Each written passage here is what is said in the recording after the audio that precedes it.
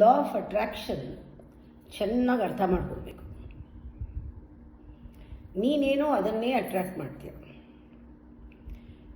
ನಿನ್ನ ಕೇಂದ್ರ ಏನಿದೆ ಅದನ್ನೇ ಅಟ್ರಾಕ್ಟ್ ಮಾಡುತ್ತೆ.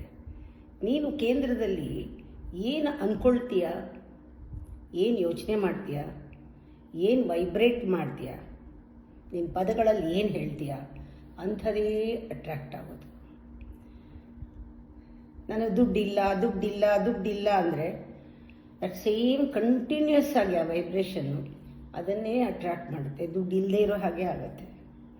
ಆರೋಗ್ಯ ಇಲ್ಲ, ನಂಗೆ ಅದಿಲ್ಲ, ಇದಿಲ್ಲ, ಪ್ರೀತಿ ಇಲ್ಲ, ಈ ಕೊರತೆ ಅದನ್ನೇ ಅಟ್ರಾಕ್ಟ್ ಮಾಡುತ್ತೆ. ಲಾ ಆಫ್ ಅಟ್ರಾಕ್ಷನ್ ಆಪೋಸಿಟ್ ಯಾವತ್ತೂ ಅಟ್ರಾಕ್ಟ್ ಮಾಡೋದಿಲ್ಲ. ಎಷ್ಟೋ ಸತಿ ನಮ್ಮ ಪದಗಳಿಗಿಂತ ವೈಬ್ರೇಷನ್ ತುಂಬ ಮುಖ್ಯ. ವೈಬ್ರೇಷನ್ನು ಬೇಗ ಕಮ್ಯುನಿಕೇಟ್ ಮಾಡ್ಬೋದು, ಬೇಗ ತಲುಪುತ್ತೆ, ತುಂಬ ಶಕ್ತಿ ಇರುತ್ತೆ, ತುಂಬ ಅರ್ಥ ಮಾಡಿಸ್ಬೋದು.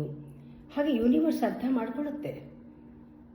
ನಮಗೇನು ಬೇಕೋ ಅದು ಇದೆ ಅಂದ್ಕೊಂಡಾಗ ಅದು ಕೊಡೋದು ಯೂನಿವರ್ಸ್ಗೆ ಗೊತ್ತು.